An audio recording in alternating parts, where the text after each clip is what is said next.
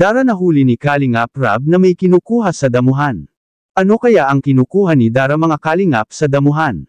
Malalaman na natin mamaya mga Kalingap. Isang mapagpalang araw sa inyong lahat mga Kalingap, sanay hindi nyo po makalimutan na mag-like sa video na ito.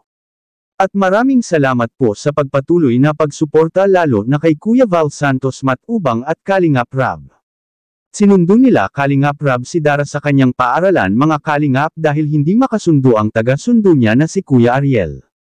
At naipagkwento ni Dara na sila Bea at ang kapatid nitong lalaki ay kamukha ng papa nila at ang ate niya at siya ay mana sa kanilang nanay. Kaya hindi malayong magkakamukha talaga si Dara at ang kanyang ate.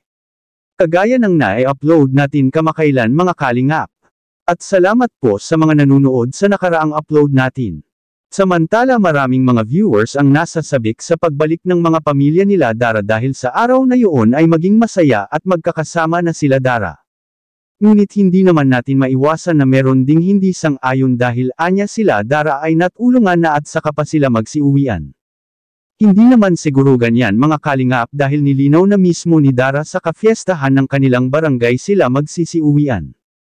Hindi ba at ito ang nakaugalian ng karamihan mga Kalingap na sa tuwing may okasyon ay saka pa ito mag-uuwian sa kanilang mga kinalalakihan na tahanan? At sa okasyon na iyon ay ito ang pagkakataon na magkakita-kita sila at magkakasama. Kaya marami na ang excited na dumating ang araw na iyon dahil maraming mga viewers na gustong masilayan din sila Dara kung paano sila maging masaya at magkakasama. Dahil sa karamihang nagaganap kina Dara ay sila lang dalawa palagi doon sa bundok na kanilang tinitirahan, bagay na ikinabahala ng karamihan para sa dalawang magkakapatid. At kapag nasisimula na ang bahay kina Dara ay wala na sigurong rason ang tatay nila na babalik pa sa kanyang pinagtrabahoan sa malayo dahil meron na silang magandang bahay sa tulong ni Kalingap Rab, at Dara may kinukuha pala sa damuhan makikita po natin sa video. Dara, may puso na naman oh. May puso ng saging, ayun oh. may pang ulam na naman kayo. Parang paan pa lang po yun. Ah, di pa yan? Matubo pa, maan pa po siya. Ah, hindi pa pala yan. Hi, Bea!